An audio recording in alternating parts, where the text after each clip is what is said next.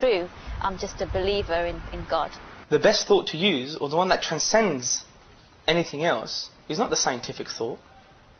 Because from the argument is like, no one can see my brain cannot be smelt, touched, etc. So from the scientific point of view, people could say I don't have no brain at the moment. So it's quite humorous. But the situation is, the scientific method is finite in itself. So therefore it cannot be applied to something that's intangible. Only rational thought can do that. That changed when my friends directed me to Islam and said, actually, Islam does provide you with the proof. And I was a bit baffled. I was like, no, there's no such thing, yeah? Because if there was a proof, then everybody would be that religion. Islam has a proof, because every human being needs a proof to believe in something. You can't just say something's true without proving it. You know, you can't say, oh, Christianity's true, Hinduism's true, Judaism's true, without showing people why. So fine, now we have a creator. We understand this. There's a knocking on the door. Bang, bang.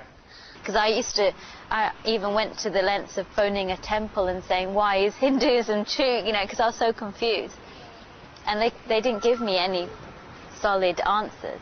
None of the other faiths could show me, apart from Islam. I cannot assume what is behind the door. Speculation cannot work.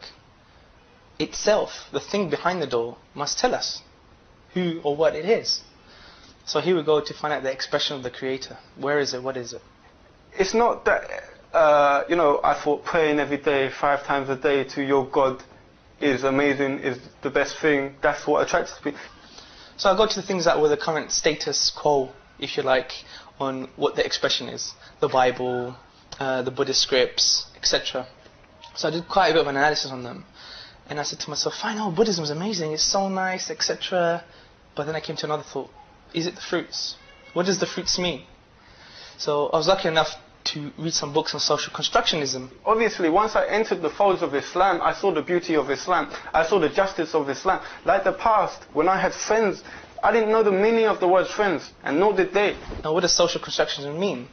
It means basically that all our behaviors and our thoughts and our psychological disposition is dictated by the power structure and the influentials in society. So MTV wouldn't show what they're showing now 20 years ago, for example, or 10 years ago. Islam tells you the most simple thing, what is friendship, yeah?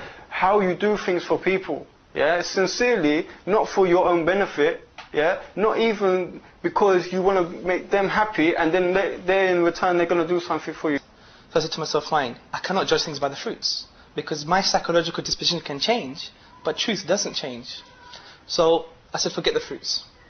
Let's see the basis. Is this from the Creator in itself? I came to the Quran. When I saw Islam, I saw the truth. It was the only expression that lacked contradiction, that had no disparity, that had solutions for mankind, that had this miraculous nature, which a lot of Muslims call the linguistic miracle, in terms of there's 16 styles of Arabic literature in terms of poetry and prose, and the Quran cannot fit into those 16 styles. It's a unique style in itself, and no other poetry or prose, pre-Islam or post-Islam, fits into that structure. When I saw the truth, I could reject the truth or accept it. And that's so amazing. I mean, we have the grammar, the letters and the structure of Arabic, but we can't put it together in order to create even 3 lines of the Quran, which to me it's blew my mind away, and I was so amazed. Whether there were parts of Islam that attracted me or I didn't like, for example, waking up every single day of my life till when I die before sunrise, that does not attract me to Islam, yeah? And if someone said that to me, I'd be thinking, nah, man. Do you know what I mean? Before I became a Muslim. And not more. What I saw with the Quran is that it agreed with reality, with the correct sensation of reality. For example, when we come to science, there's a lot of scientific ayahs, verses in the Quran that agree with current reality, whereas we just found this 50 years ago, but the Quran was expressed 1500 years ago. I accepted it because it's the truth, but once you accept it and you see the true Islam, you think this is amazing because it's from God. I have not given up cannabis, I haven't given up alcohol, I haven't, stopped fighting and stopped socializing with women and wake up I don't do all of these things because I'm believing in something which might not be true.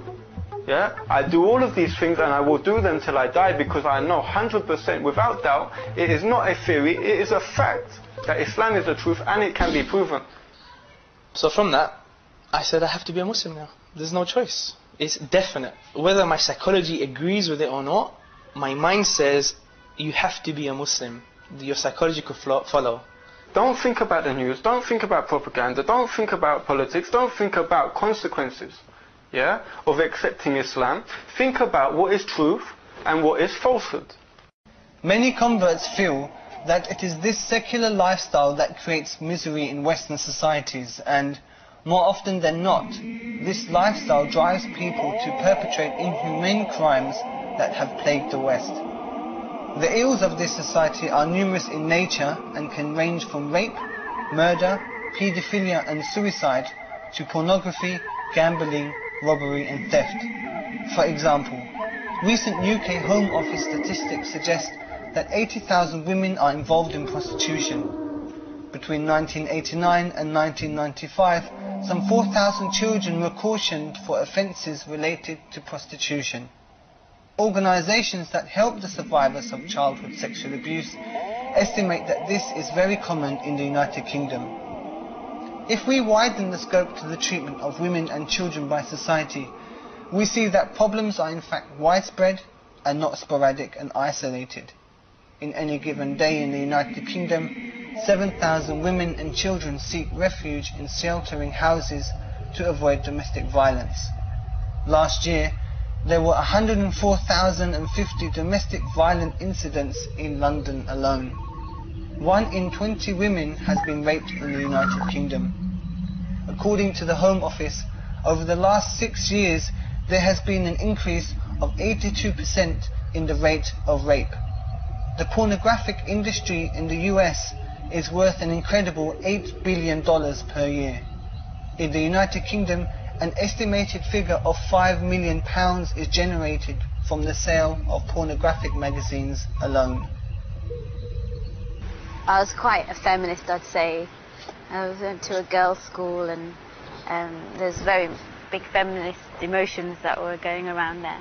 Everybody got invitations to go to a birthday party. All the Asian girls, they never could go, and I just thought, oh, that's because they follow something different from us, and I suppose that continued, for the media, like seeing the way that like women are treated. They have to cover, they have to walk behind their husbands and things like that. Their fathers are making them do this, and then the headscarf was scary, but the niqab was, I just could not understand why you'd want to cover your face like that and, these two eyes.